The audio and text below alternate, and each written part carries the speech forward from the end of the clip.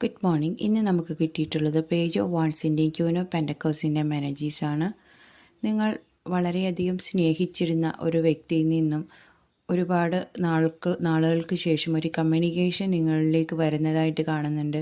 ഒരു മെസ്സേജ് ആയിരിക്കാം, ഒരു കോൾ ആയിരിക്കാം, അല്ലെങ്കിൽ അദ്ദേഹത്തെ പറ്റിയുള്ള എന്തെങ്കിലും ഒരു ഇൻഫർമേഷൻ ആയിരിക്കാം, അത് നിങ്ങളിലേക്ക് എത്തുന്നതായിട്ട് കാണുന്നുണ്ട്.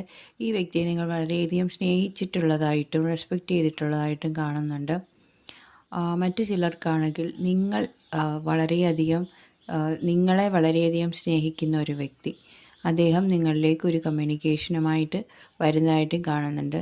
മറ്റു ചിലർക്കാണെങ്കിൽ അവർ ഒരു ഇൻ്റർവ്യൂ കോൾ അല്ലെങ്കിൽ മെസ്സേജ് എന്നിവയ്ക്ക് വേണ്ടിയിട്ട് കാത്തു നിൽക്കുന്ന ഒരു എനർജിയാണുള്ളത്.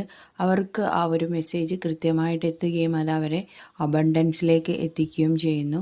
ഈ ഒരു ജോലിയുടെ ഒരു ഇൻഫർമേഷൻ അല്ലെങ്കിൽ കരിയർ ബേസ്ഡ് ആയിട്ടൊരു ഇൻഫർമേഷൻ നിങ്ങൾക്ക് കിട്ടുമ്പോൾ നിങ്ങളുടെ അത് ഫൈനാൻഷ്യലി സ്റ്റേബിൾ ആക്കുന്ന രീതിയിലേക്കാണ് കൊണ്ടുപോകുന്നത്. അതുമാത്രമല്ല, മറ്റുള്ളവർ നിങ്ങളെ റെസ്പെക്റ്റ് ചെയ്യുന്ന ഒരു സമയത്തേക്കൂടെയാണ് നിങ്ങളിപ്പോൾ കടന്നു പോയിക്കൊണ്ടിരിക്കുന്നത് ആഫ്റ്റർ ദി മെസ്സേജ്.